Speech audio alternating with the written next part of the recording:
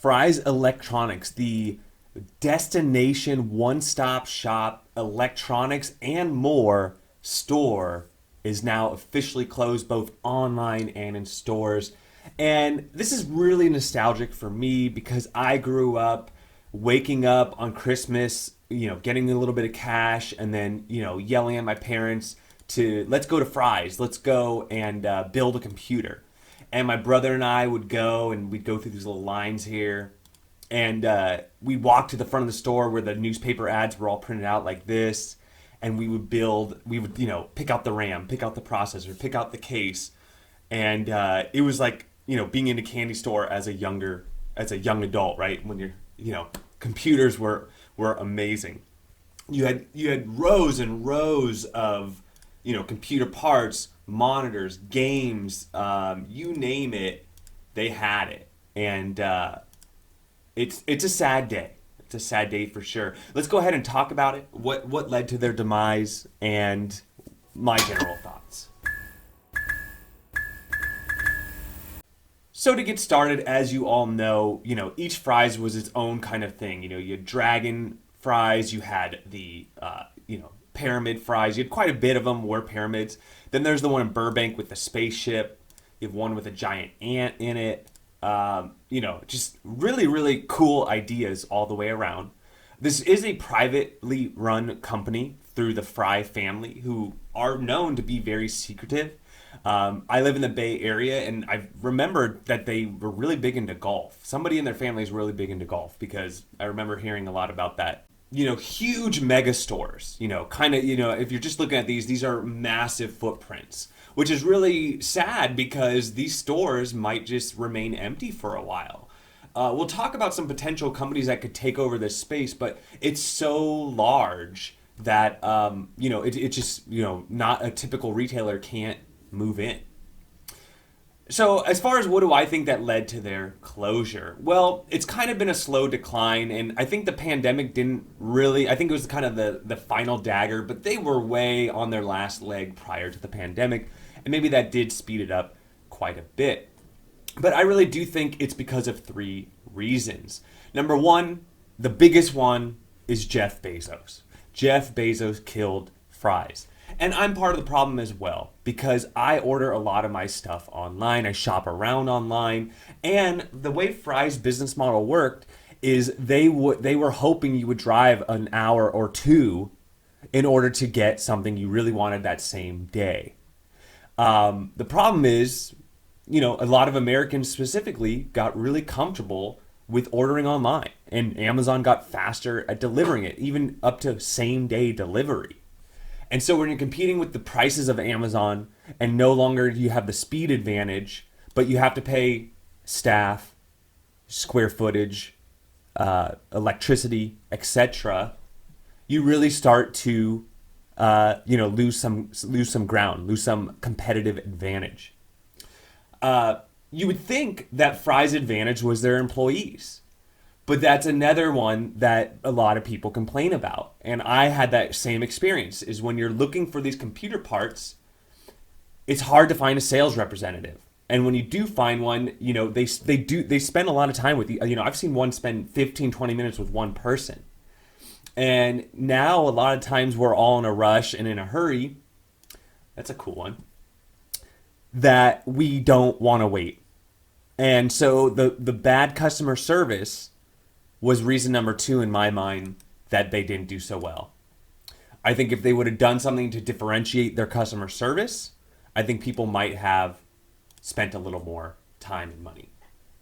But these little half-stock shelves has been the recent occurrence. If you've been to a Fry's within the last year, it has looked like this.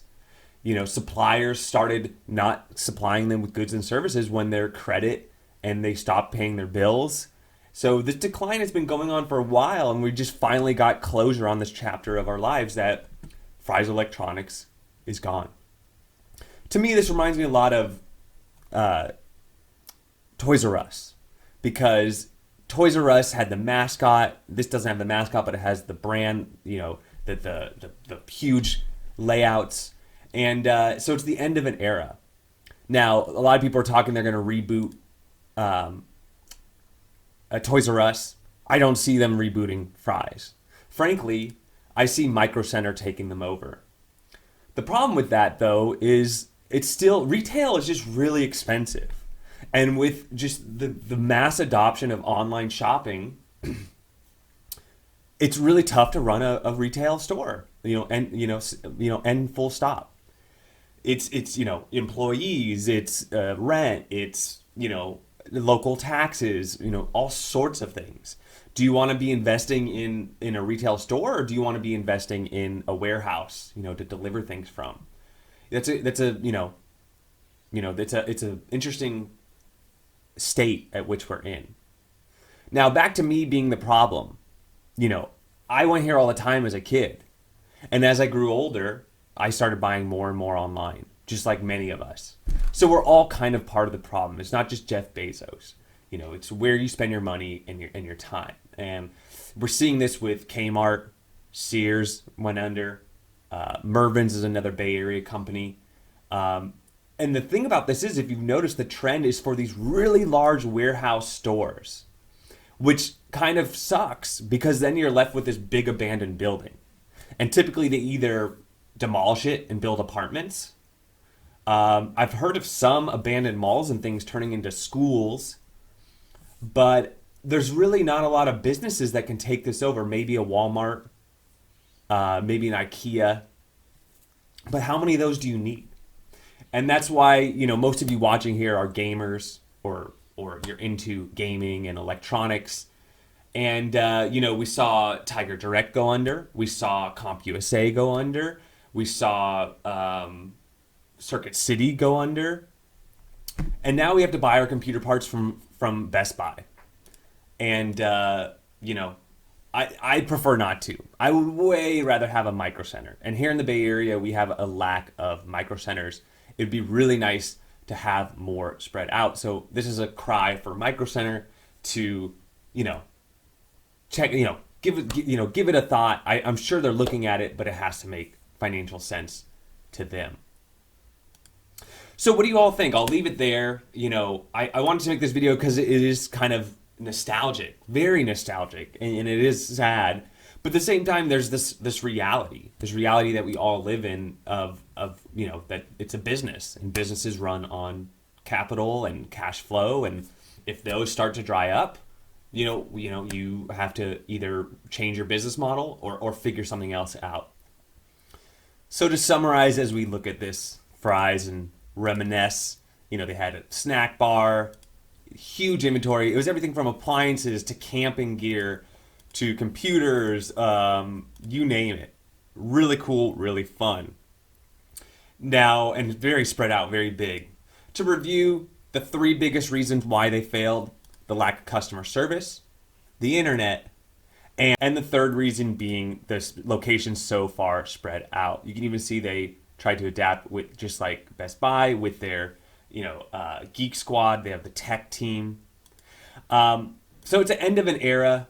I think people in general still want retail. You look at what's happening with GameStop right now. I know that's not just because of retail. That's another whole video for another time. But people still, certain, like Home Depot. There's certain things, especially light bulbs or something like that. There's certain things that the retail is a better experience. There's also the idea that after the pandemic, we're gonna all want to go do stuff. We're gonna want to leave. We're gonna want to, spend time, take your kids somewhere, be occupied.